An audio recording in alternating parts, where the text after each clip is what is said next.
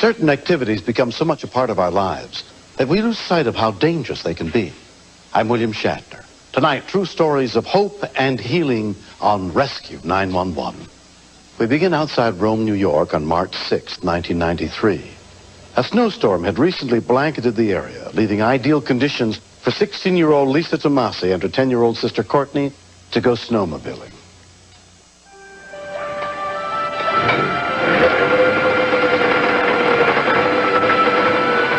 You girls are safe on that snowmobile. Okay, we will. Me and my sister like to go snowmobiling a lot because it's really fun and you can go places without your parents.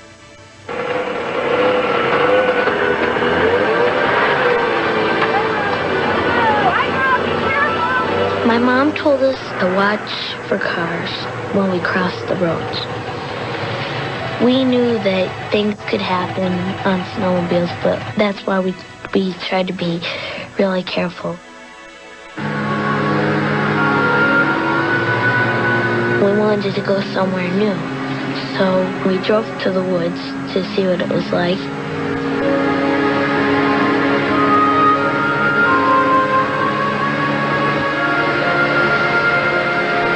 We had to go across this road on the other side of the field.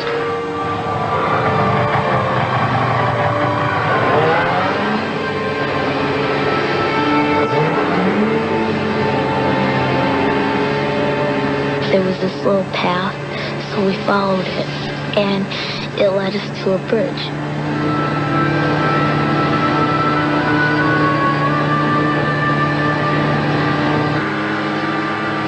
It was really narrow, and I'm like, I don't really want to go over it again, but we had to.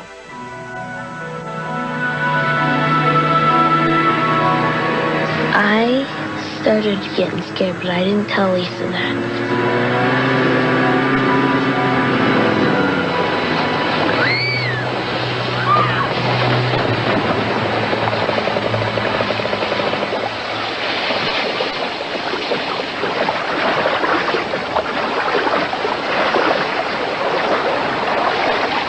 I just tried to get the snowmobile off her, but it was too heavy, and I couldn't get her head above water.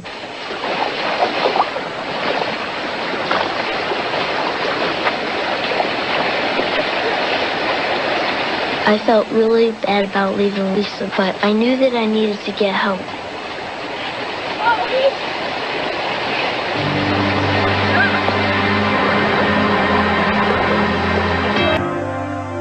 When the snowmobile that 16-year-old Lisa Tomasi and her 10-year-old sister Courtney were riding skidded off a narrow bridge into an icy creek, Lisa was pinned under the freezing water by the snowmobile.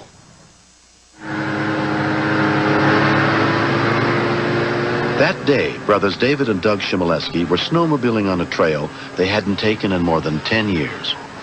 We happened to notice a young girl looked soaking wet coming towards us. And she was hysterical, and at first I just thought she was just upset that she had put her snowmobile in the water and that she was going to get in trouble with her parents. I couldn't believe that there was a body under there. It was pretty scary.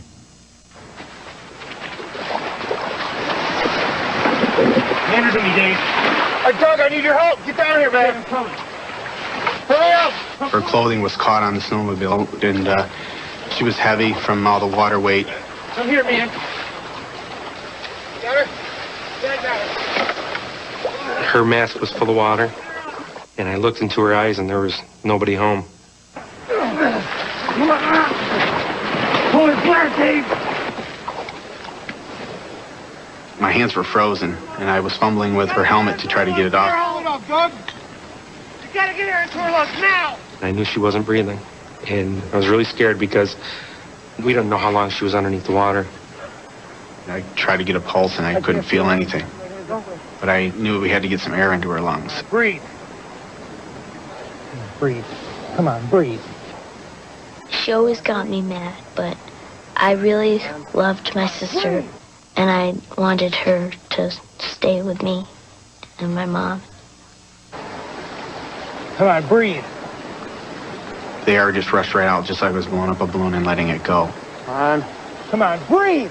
I gave her a few more big breaths, and then she started breathing very shallowly on her own. Yep, she's breathing. She's breathing? She's breathing. All right, I'm gonna go get help. Okay. You clean her airways, she gets sick. Hurry up, man. All right. I was happy she started to breathe, but I was also concerned that she wasn't taking in enough air. It was very labored breathing. Come over here and sit down with your sister. I was yelling and screaming, saying, please, God, why does this have to happen? I was thinking what life would be without her. Come down. All of a sudden, she just started kicking and screaming. Courtney was saying things like, you know, I always say I hate her, but I really love her, and, you know, I want her to live, make her live, and I was like, I can't do anything other than what we're trying. I felt so bad for her, and because I had no idea, you know, if we could save her or not. I took off my coat and I covered her up.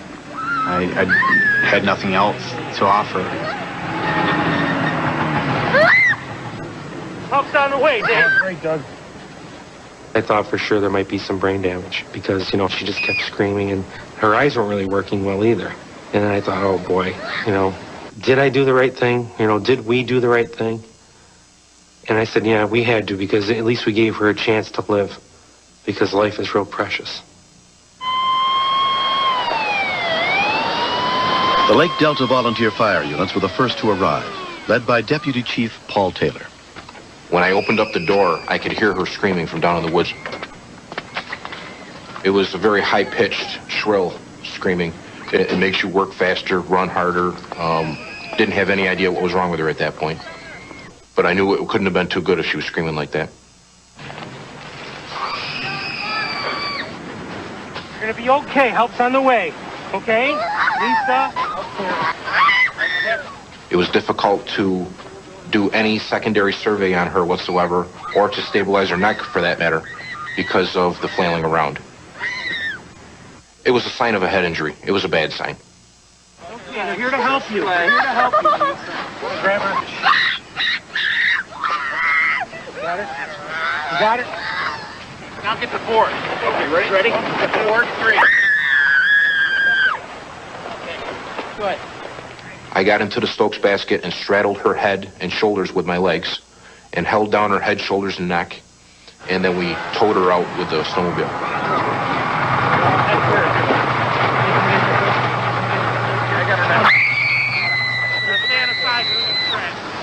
Whenever you deal with somebody in your own communities, you work hard because you don't want to suffer the loss. AmCare ambulance paramedic Joe Taylor helped load 16-year-old Lisa Tomasi into an advanced life support unit. She was rushed to Roman Murphy Memorial Hospital, where she was admitted under the care of emergency physician Tim Mattis. Our first concerns were that she had suffered a severe head injury. Okay. Come on, honey, relax. Okay. With her thrashing around like that, we'd never be able to get the specialized x-ray test to determine if she needed a neurosurgeon immediately. So we had to paralyze her. That a girl.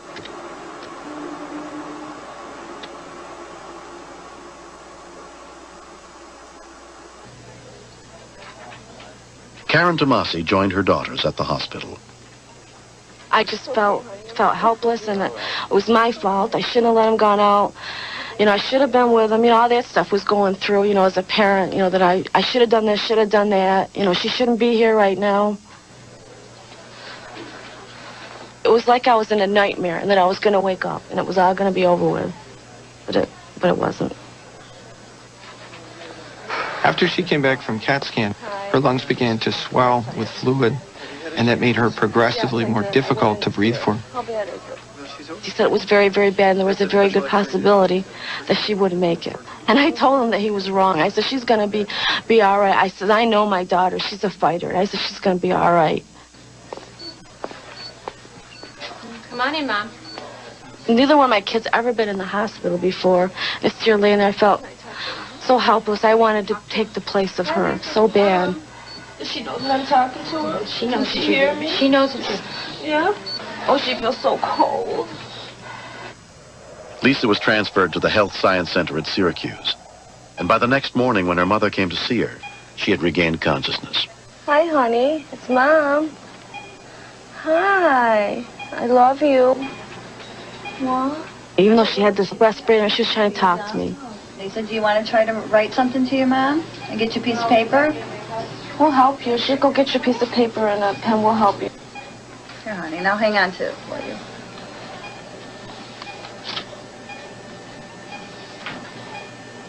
I love you, Mom. You know me. Oh, honey, I love you, too. It made me feel really, really good. It did. I'm crying. I said, I thought that you weren't going to all be with me. And she said, I'm here.